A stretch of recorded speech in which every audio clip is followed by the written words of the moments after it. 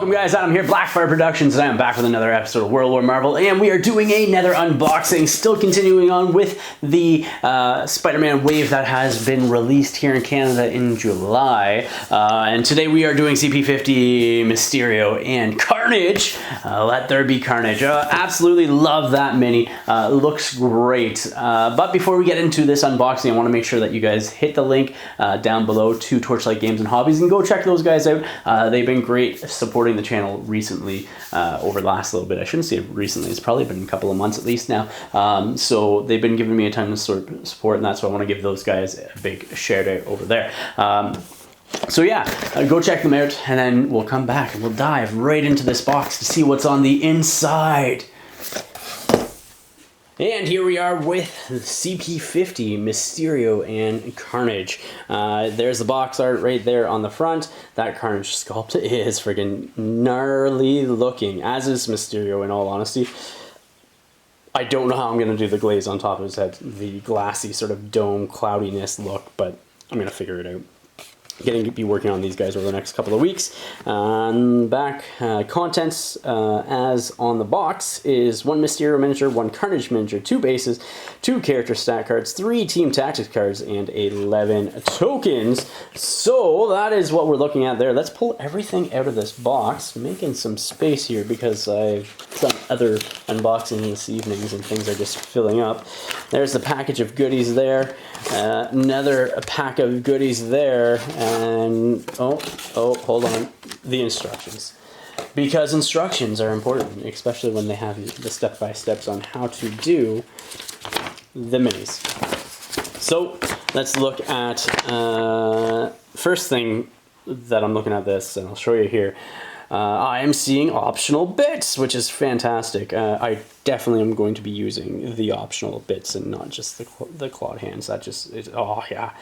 The scything hand and the long talons is so carnage. So carnage. But yeah, so it looks like 4 steps with the limbs and that. It looks pretty straightforward actually. That's fantastic. And then Mysterio is a little bit more.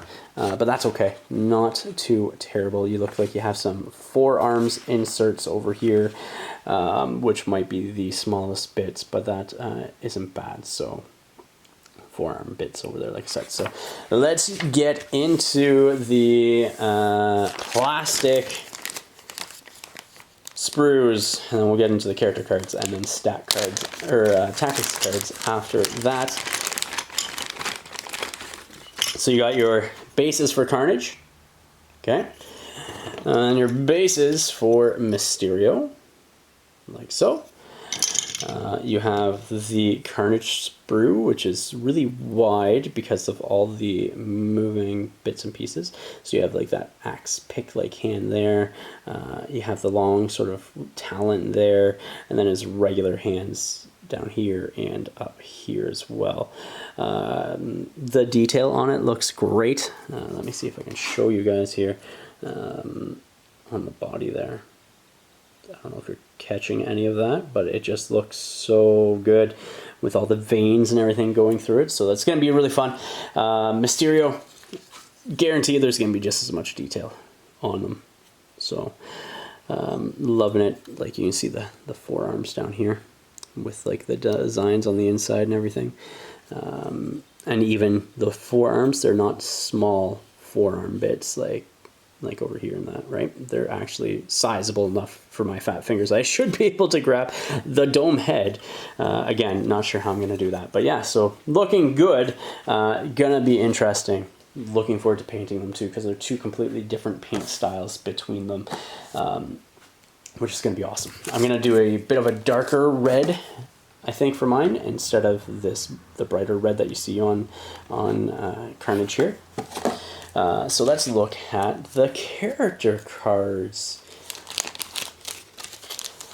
I love that they're filling out some of the rosters from the other squads, like X-Men's gotten stuff now, you know, and X-Force obviously has too, but then and Spider-Foes, who else? But like they're just starting to fill out some rosters that need it, which I really do enjoy. So the tokens first before the actual cards. So there you go. got your Mysterio token, which again, can't remember because I've only looked at these briefly in my excitement. I can't remember what that token's for. We'll find out when we read the card though. That's why we're here, right? Doing an unboxing. So here we are.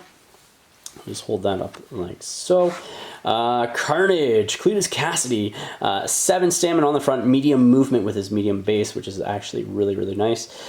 Size 2, 4 threat, 5/1/1 for defenses, so really weak in energy and really weak in mystical, which kind of makes sense in some sense. And then 5 physical is beastly for him.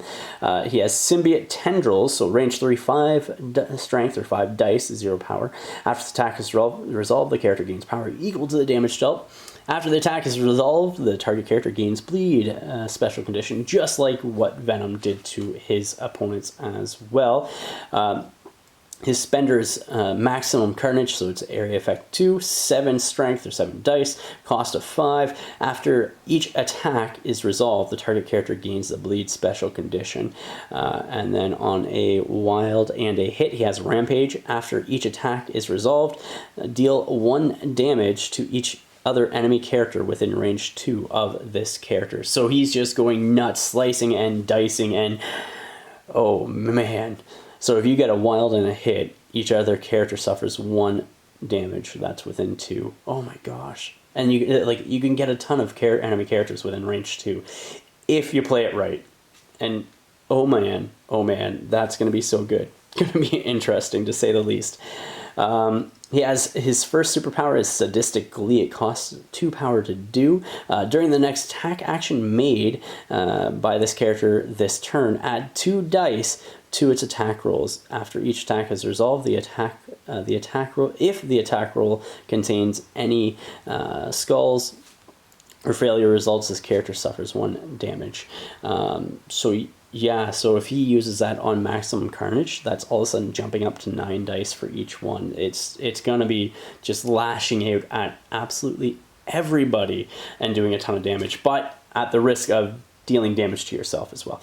So next is a reactive superpower. Paint the town red, costs 3 power to do. If the character dazes or KOs an enemy character with an attack during its activation, this character may use this superpower. After the attack is resolved, this character advances short. Remove all damage from itself and then makes a symbiote tendrils attack. This superpower can only be used once per turn. So there's a little bit of healing built into him to help sort of compensate for the low energy and mystical defense to hopefully keep him on the board and keep him ticking. And he should be able to hopefully take out somebody and daze them. So I think he's going to be very much a glass cannon, and you're going to have to learn how to use them. And I think he's going to go after specific targets. That's what I think he's going to be doing, going after specific targets that he knows he can murder, just so that way you can keep him on the board and go from there. So the next superpower is Arch Nemesis Eddie Brock. When attacking Eddie Brock, this character may modify or reroll failure results and may reroll any number of attack dice. At the start of this character's activation, if there is a non-dazed enemy Eddie Brock within range 3 of this character, this character's first action must be an attack action targeting that Eddie Brock if possible. So, makes sense because they do not like each other in the comics. And then you have Symbiotic Serial Killer, another innate. When the character is attacking, the defending character does not add dice to its defense rolls for critical results. Oh my gosh, he is a murderer. I love it. And then he has a Wall Crawler as well. You flip him over to the other side, and oh my gosh, still 7 stamina. Still 5/1/1 for stats, and I don't think anything has changed between the two sides. He is at 14 stamina on the two sides there. That's super good. Oh my gosh. There is a little bit of a... no, there's not, actually. Yeah, he's gonna be interesting. Definitely a glass cannon, I think, and you're gonna have to learn how to use them. But 7 stamina on both sides is fantastic. Like I am seeing that right, 7 stamina. So yeah, he's gonna be interesting. Definitely cool to see it. Check out. I'm definitely looking forward to building playing him, or who knows, by the time this video comes out, maybe I have him already built and painted. I'm not sure. Mysterio, though, is up next, and so stamina 6, short movement. He has size 2 and threat of 3, so a threat cost of 3. Physical and energy defenses are 1, and then he has 5 mystical. He has Hypnosis Gas for his first attack, which is range 3, 4 dice, 0 power to use. After this attack is resolved, you gain power equal to the damage dealt. If this attack deals damage after the attack is resolved, this character may advance the target character short. Good thing about it being mystical is that not a lot of people have high mystical defenses, unless you're looking at people like Doctor Strange and Wanda, I think, is a 4. But there's not too many people that have like a high mystical defense, which is really nice. And there's actually, I think, more characters that have a lower mystical defense than a higher mystical defense. So really cool. And then you can advance this character short. So if you remember our last unboxing, we were talking about Kraven and his 1 superpower, where you can advance enemy characters and deal a damage with his 1 superpower. Well, guess what? Now Mysterio is advancing enemy characters. So that's going to be neat. Second attack is Curtain Call, range 2, 6 dice, 4 power to use. If this attack deals damage, if the target character is size 2 or less after this attack is resolved, it may be thrown short. So again, some board control and placement, really nice. And then on a wild, it also staggers. Oh my gosh, stagger, I hate it. Lose an action, not good. So his first superpower is reactive. It's Tricks and Traps. Costs 3 power to do. When an enemy character ends a movement within range 3 of this character may use this superpower. Roll 4 dice. The enemy character suffers 1 damage for each crit and wild. If the superpower does at least 1 damage, this character may advance short. So you all of a sudden move up within 3. He now advances back if he needs to, if he can deal damage to you with that. His first innate superpower is Master of Illusions. Whenever this character rolls dice, after the effect is resolved, it gains 1 power if it rolled at least 1 blank. Additionally, this character uses its mystical defense when making a dodge roll, which MODOK, as an example, throws are his weakness, and he only has 2 physical defense, and this guy only has 1 physical defense, but he uses his mystical, I say mystical, but I meant physical defense, but here, this guy gets the added bonus of using his mystical defense, which is 5 up against his dodge, so that's really, really cool. Plus, any blanks on any roll of the die will give him 1 power. And then he has Smoke and Mirrors as another innate, and so when an enemy character targets this character with an attack, this character may use its mystical defense regardless of the attack's type, unless the attacking character pays 2 power. So it's just like Enchantress using her mystical defense. You have to spend 2 power to use a different defense than Mysterio's mystical, which is a form of control in the sense that you're controlling the power flow that is going to your opponents, because they have to sacrifice that power to attack you and hopefully hit you at your lower defenses, which then hopefully they won't have the power to do what they want to do later on. That's the hope, not always the case. Then he has Stealth, so characters must be within range 3 to target this character with an attack, which also means that automatically will bring into this Tricks and Traps, and so he's just a very chess mastery style of play. And then he has Flight as well for his short movement. On the back, he has 5 stamina instead of 6, but everything else stays the same. So that's Mysterio's character card. Let's look at the tactics cards. They are next. So let's see. Is there one that we've already seen? I think this is fine. All right, so here we are. Tactics cards. Carnage rules. Carnage may spend 4 power during his activation to play this card. Choose an enemy character within range 4 of Carnage. Advance the chosen character short, so some board control, which is nice because you don't see the board control that Venom has with his pulls. So this gives Carnage a short advance, which also again pairs with Kraven's ability that you see later on.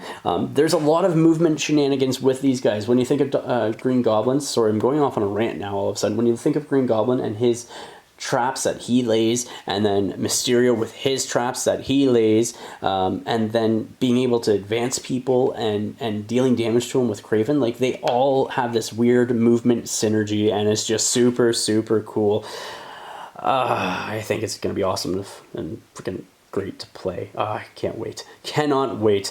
So choose an enemy character within range 4 of Carnage and advance chosen character short towards Carnage.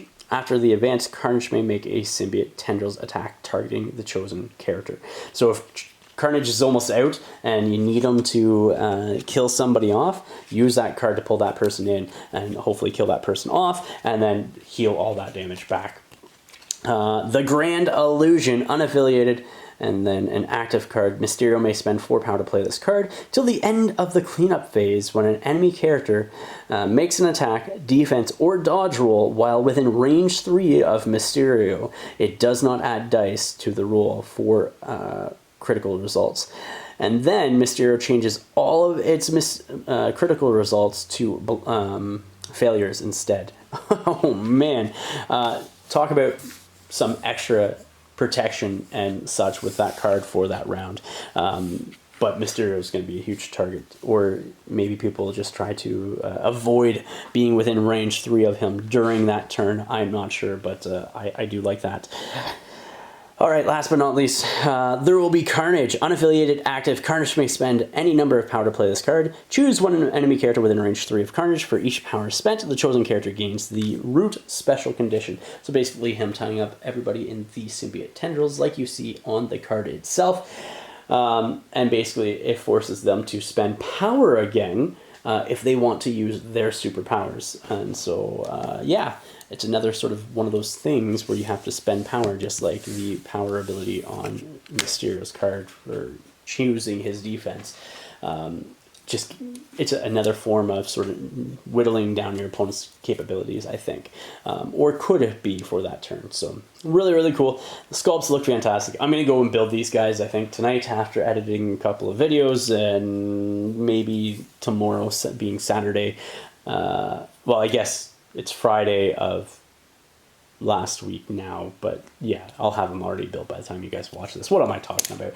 Anyhow, guys, thank you for watching. If you haven't yet, check out the link in the description of the video down below for Torchlight Games and Hobbies. Make sure you go check those guys out. Use the code FIRE5 to save yourself 5% off of your hobby supply needs. While you're there, you can also check out the Patreon link, and if you guys wish to give us some support here on Blackfyre Productions, I will greatly appreciate that. To our Patreon members, past and present, thank you for that support that you guys have given and continue to give. So a big thank you to you guys as well. Please remember to like, share, and subscribe. Till next time, ignite your hobby.